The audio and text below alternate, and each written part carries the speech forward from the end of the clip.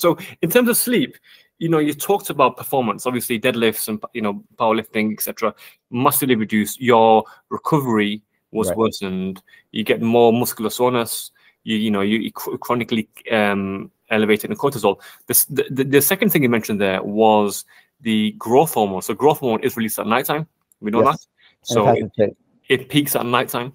And testosterone, hence the early morning erections, peaks, kind of much later than growth hormone. So you're not getting this because it's essentially you're plateauing your natural endocrinological kind of diurnal variations in cortisol, in melatonin, in test, in GH. These are all now baselined and in some cases inversed. Yeah. So you actually, sorry, go ahead. And to add to that too, is the difference between a young man and an older man is that an older man's testosterone looks like this. If you look at the graph, it's pretty flat. But a young man, so at the end of the day, a 60-year-old and a 20-year-old probably have almost the same testosterone. If they're both healthy, they have the same testosterone level. The difference is the young man has a very sharp testosterone rise in the morning, and the old man is very low in the morning. Yes. Yeah. So the youth is the morning. It's right after you sleep, you make all that testosterone, everything's in sync. Because what happens is, and I would wager that if you were 60 years old, living before modern lights, before all the problems, you were going out, working in the field, like our grandfathers were, you wouldn't have this problem. That's why they weren't so fragile as they got older. The problem with us is that we are getting weaker and weaker, exposed to artificial lights, not getting enough sunlight, not getting enough recovery. So by the time we get older, and some guys, I see them even in their 20s and 30s, their testosterone's flat. They don't have that morning boost. Exactly. So it is a diurnal variation, which is the measure of a healthy hypothalamic pituitary axis. We know hypothalamic pituitary adrenal gonadal axis with any hormone, really. It's that variation. And you lose that. And it's the same with insulin resistance. Insulin resistance is where your body no longer responds to glucose loading. It no longer has your beta cells do no longer release insulin. You essentially get pump failure.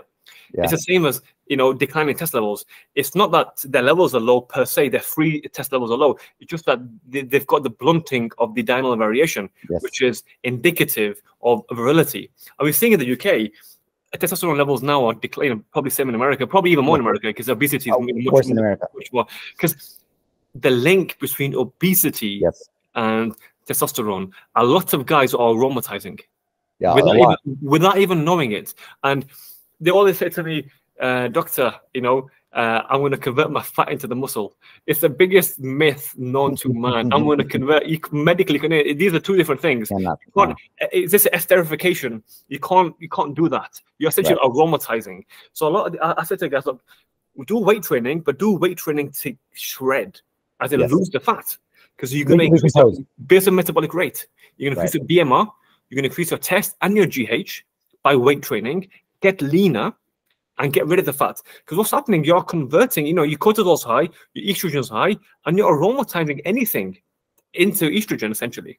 And they call it the obesity hypogonadal shunt. So what happens, it's two levels to this. Number one, any extra testosterone that's floating around, it gets converted to estrogen in the fat because it gets aromatized. Number two, fat itself has inflammatory cytokines that it releases. And that goes up to the hypothalamus and pituitary, says, stop making LH and FSH. Yes, exactly. And there's a third level to this that a lot of people are keeping in mind, is that the testicles don't work as well when you're fat. Number one, because your thighs are bigger.